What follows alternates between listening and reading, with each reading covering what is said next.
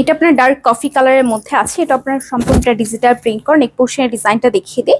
এটা আপনার নেক পোর্শনের ডিজাইনটা, এটা হচ্ছে ফ্রন্ট পার্ট, সম্পূর্ণটা আপনার ডিজিটাল প্রিন্টের উপরে করা। ব্যাক পোর্শনের ডিজাইনটা দেখিয়ে দিই।